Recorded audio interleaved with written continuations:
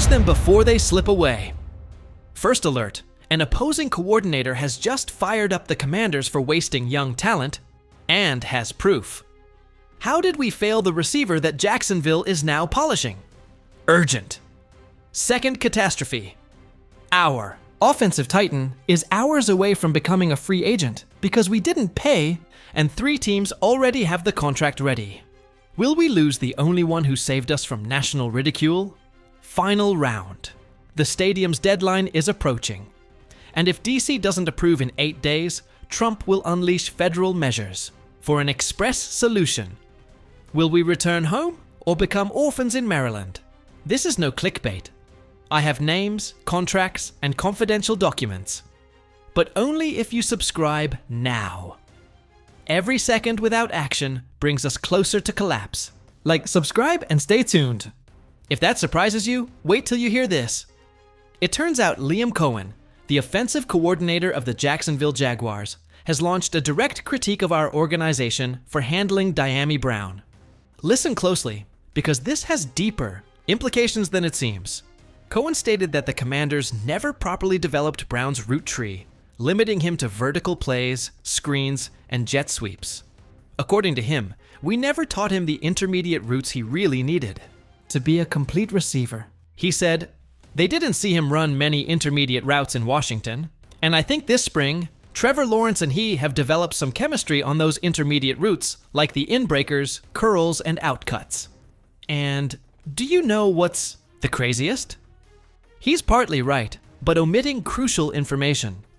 I remember when Brown came from North Carolina as a third-round pick in 2021, pick number 82 overall, and we all hoped he'd become the deep threat we needed after losing Deshaun Jackson. But let's get to the real numbers. In his 3 seasons with Washington, Brown amassed 71 receptions for 1,011 yards and 6 touchdowns. That's an average of 14.2 yards per reception, confirming that he was indeed used mainly as a vertical threat. However, Cohen is ignoring a key detail. Brown had multiple opportunities to show his versatility and couldn't capitalize on them. During the 2021 season, under Ron Rivera and Scott Turner, Brown received 165 targets over his 3 seasons. That's not a small number for a receiver who supposedly didn't get opportunities. The real issue was his inconsistency in catching passes in crucial moments. Let's analyze the 2023 season, where Brown finally showed some progress. He had 34 receptions for 446 yards and 2 touchdowns during the regular season, but most importantly, during the playoffs, in the most significant moments of his career, Brown failed in critical situations. Remember the NFC Championship game against Philadelphia? Brown had a crucial reception in the 4th quarter that slipped through his fingers as we were trying to tie the game. Those are the moments that define players, and unfortunately, Brown couldn't seize them. But here's what's really interesting. Adam Peters, our new general manager, decided not to match Jacksonville's offer for Brown. Reports say the Jaguars offered him a 1-year contract for $2.5 million. That tells me the organization had already made a decision about Brown's future long before he became a free agent. I believe Cohen is trying to justify why Jacksonville invested in Brown, but the reality is the player had multiple opportunities. Here in Washington, we had 4 different offensive coordinators during his time here: Scott Turner, Eric Bieniemy temporarily, and finally Cliff Kingsbury. Each of them tried to maximize his potential. Now, let's be fair to Brown. The player did show flashes of brilliance, especially in his ability to create separation on vertical routes. His 4.45 speed in the 40-yard dash was evident on several occasions. But the consistent problem was his concentration in critical moments and his inability to master non-vertical routes. Cohen's criticism also raises a broader question about our player development system. Are we really maximizing the potential of our young receivers? When we see players like Terry McLaurin, who came in 2019 and immediately became a star, versus Brown, who never established himself, we have to ask what we did differently. But here's the context Cohen didn't mention. Washington had massive instability at the quarterback position during Brown's time. The player had to work with Taylor Heinicke, Carson Wentz, Sam Howell, and finally Jayden Daniels. That lack of continuity definitely affected his development. In Jacksonville, Brown will work with Trevor Lawrence, a quarterback with 4 years of NFL experience and much more talent than any of the quarterbacks he had in Washington. Plus, the Jaguars have a more stable offensive system under Doug Peterson. But you know what? We also have to consider that Brown will compete with Brian Thomas Jr., his roommate at North Carolina, and with Travis Hunter, the draft's number 2 pick. That means he'll have to prove he can be more than a number 3 or 4 receiver. The reality is, Washington made the right decision not to retain Brown. With the addition of rookies like Luke McCaffrey and the continuation of Jahan Dotson, Terry McLaurin, and other established receivers, there simply wasn't room for an inconsistent player who required significant additional development. But that's nothing compared to what's coming, because if you thought the situation with Brown was complicated, wait till you hear what's happening with our number 1 receiver. We're talking about a contractual situation that could define the offensive future of this franchise for the next 5 years. You're crazy if you think Terry McLaurin will play this season without a new contract. And let me tell you why this situation has me on the edge as a Commanders fan, and why every minute without resolving this is a wasted minute. McLaurin is in the last year of his current contract, which pays him approximately $15.8 million this season. Reports say he's seeking a new 3-year deal for about $30 million per season. $30 million. Do you realize what that means in the context of the current salary cap? Listen to me. This man has surpassed 1,000 receiving yards in 5 consecutive seasons. 5 consecutive seasons with a rotating cast of quarterbacks that includes Kirk Cousins, Alex Smith, Dwayne Haskins, Taylor Heinicke, Carson Wentz, Sam Howell, and now Jayden Daniels. That's 8 different quarterbacks in 5 seasons. Let's specifically analyze his numbers to understand why he deserves every penny. In 2019, his rookie season, McLaurin had 58 receptions for 919 yards and 7 touchdowns, working primarily with Dwayne Haskins. In 2020, with a mix of Alex Smith and Haskins, he had 87 receptions for 1,118 yards and 4 touchdowns. The 2021 season was special. 77 receptions for 1,053 yards and 5 touchdowns, mainly with Taylor Heinicke. 2022 was more challenging due to Carson Wentz's injuries, but he still managed 77 receptions for 1,191 yards and 3 touchdowns. And in 2023, with Sam Howell, he had 79 receptions for 1,023 yards and 4 touchdowns. But do you know what's most impressive? In 2024, his first season with Jayden Daniels, McLaurin exploded with 82 receptions for 1,096 yards and 13 touchdowns. 13 touchdowns, his personal best, working with a rookie quarterback. I tell you this, these numbers with inconsistent quarterbacks are simply extraordinary. When compared to elite receivers who have had stable quarterbacks, McLaurin stands out even more. Let's take Davante Adams as an example. Adams earned $28 million annually with Las Vegas, but had the advantage of working with Aaron Rodgers for most of his career. DeAndre Hopkins earned $27 million annually with Arizona, but worked with Kyler Murray. Tyreek Hill earns $30 million annually with Miami, but worked with Patrick Mahomes and now with Tua Tagovailoa. McLaurin has shown he can produce with any quarterback, which is extremely rare in the modern NFL. His consistency is almost unnatural, in a position known for its variability. Now I ask you, what happens if we don't reach an agreement before training camp? Because according to reports, McLaurin was already unhappy with his contract situation long before minicamp. And if you know this franchise's history, you know that unhappy players tend to get traded. But here's the part that worries me. McLaurin is 29 years old. In terms of NFL receivers, he's at the peak of his career, but also approaching the age where decline can start. Giving him a 3-year, $90 million contract would mean he'd be under contract until he's 32. Is that a risk? Absolutely. But it's a risk worth taking when considering what McLaurin means to this organization, and especially to the development of Jayden Daniels. Let's talk salary cap specifics. The Commanders have approximately $47 million in cap space for 2025. Giving McLaurin $30 million annually means committing about 64% of our available space to one player. That's significant, but not uncommon for elite receivers. The Chiefs committed a similar portion of their cap space to Tyreek Hill before trading him. The Packers did the same with Adams before his trade. But you know what? When compared to what other teams are paying for elite receivers, $30 million isn't crazy, especially when considering McLaurin has proven his value with mediocre quarterbacks. Imagine what he can do with Jayden Daniels, developing as the future of this franchise. We already saw glimpses in 2024. The chemistry between Daniels and McLaurin was evident from the first game. McLaurin became the perfect safety valve for a rookie quarterback, and Daniels trusted him in crucial moments. Now, we also have to consider possible alternatives if McLaurin decides not to sign. Reports mention several interested teams: the Las Vegas Raiders, Los Angeles Chargers, and Pittsburgh Steelers. The Raiders lost Davante Adams in a trade and desperately need a number 1 receiver for Geno Smith. The Chargers want an X-receiver to complement Justin Herbert alongside Ladd McConkey. And the Steelers, after acquiring DK Metcalf, are looking for a solid number 2 receiver. What would be the cost of a trade?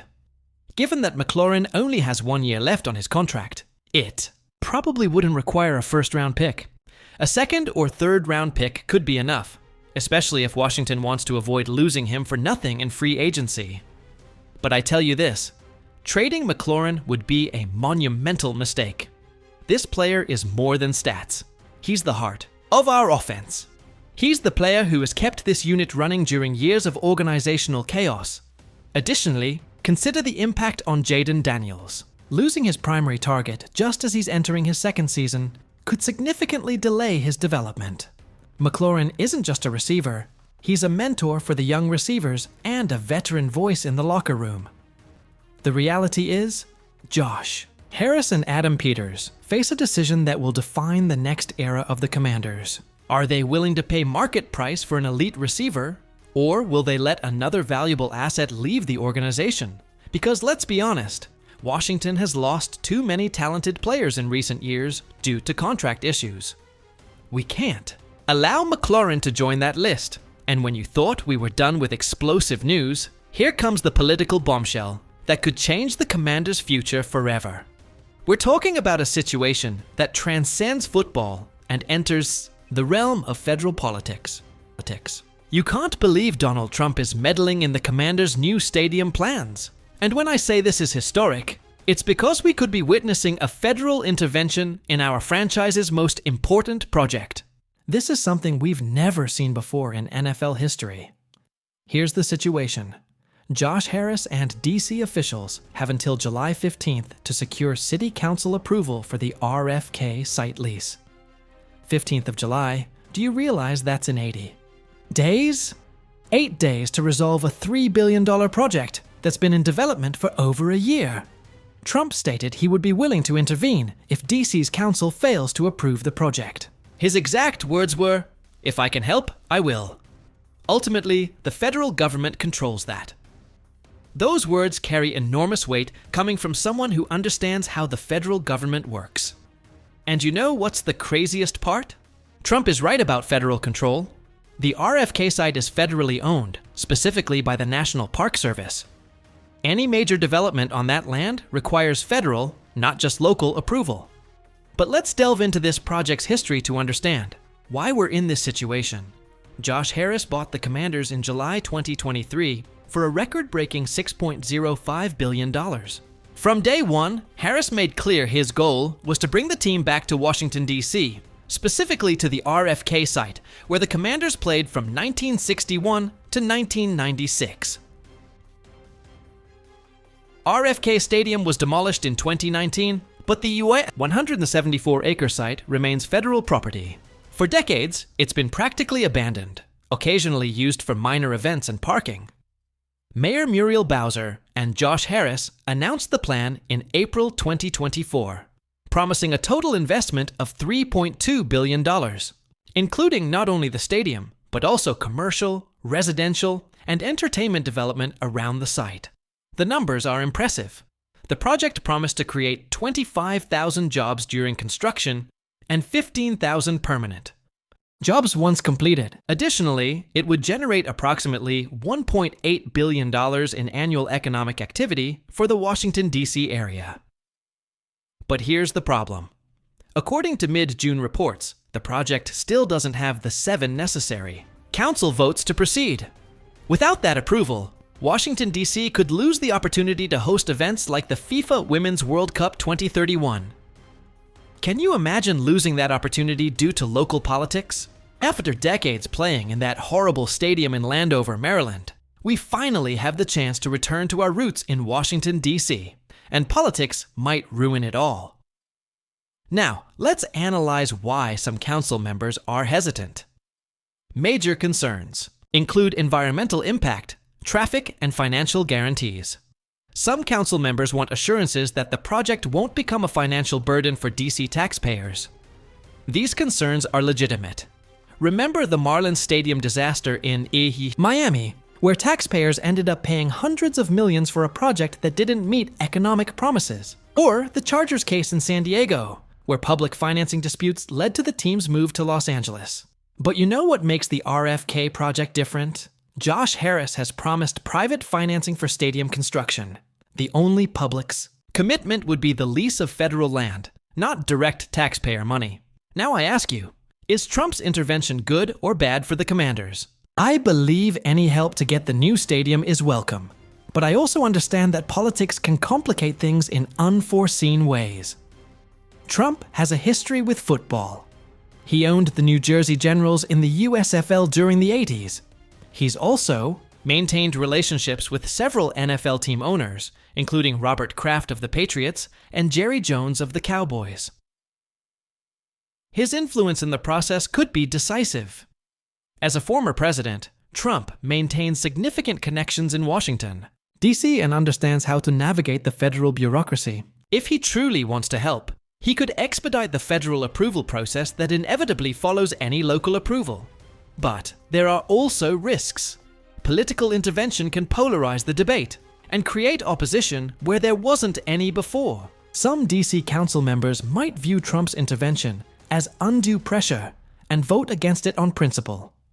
I tell you this, it doesn't matter if it's Trump, Biden, or any other politician.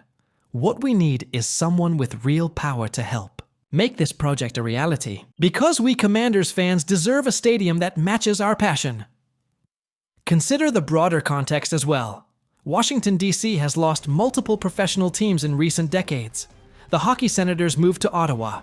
The basketball Bullets moved to Maryland and became the Wizards. The Commanders were the last team to move to the suburbs in 1997. The Commanders returning to D.C. would be symbolic for a city that has seen too much talent leave. It would be a statement that Washington, D.C. can be a vibrant and successful sports market. But time is running out. Harris has been clear that if he can't secure approval for the RFK site, he'll explore other options. That could include staying in Maryland, moving to Virginia, or even considering markets outside the Washington metropolitan area. Can you imagine losing the Commanders completely? After everything we've been through as fans, from the Dan Snyder years to the current rebuilding, losing the team to local politics would be absolutely devastating. The reality is that this project transcends football. It's about DC's economic future, regional pride, and this city's cultural identity. RFK. Stadium isn't just a place to play football, it's a symbol of what Washington, D.C. can be. Let's recap what we've discussed, because these 3 situations are interconnected in ways you might not have considered. The Diami Brown situation reminds us that player development is crucial for long-term success. If we can't maximize the potential of our draft picks, we'll keep relying on expensive free agents and costly trades. The contractual dispute with McLaurin is more than money. It's about establishing a culture where elite players want to stay in Washington. If we lose McLaurin, We send a message to future free agents that we're not willing to pay for excellence. And the political intervention in the stadium project could be the key to establishing Washington, D.C. as a world-class sports city again. Without that new stadium, we'll remain second-class citizens in our region. But you know what's most important about all this? These three situations reflect the new Commanders era under Josh Harris. We have an owner willing to invest in talent, a general manager making tough decisions, and an organization finally thinking long-term. Which of these three situations do you think will have the biggest long-term impact? Do you agree McLaurin should get $30 million annually? And what do you think about Trump's potential intervention in the stadium project? Because I guarantee the answer to these questions will define the next 10 years of this franchise. We're at a historic moment where the decisions we make now will determine if the Commanders become an NFL powerhouse or remain a mediocre team. Let me know in the comments which of these stories impacted you the most. Like, if you think McLaurin should get his contract extension, subscribe if you want the new stadium to happen at any cost, and share this video if you think other fans need to know this information, because I guarantee we'll have more explosive Commanders news tomorrow, and you can't miss what's coming. This community is a family, and we need to stay united during these decisive moments for our franchise. And remember, hail to the Commanders!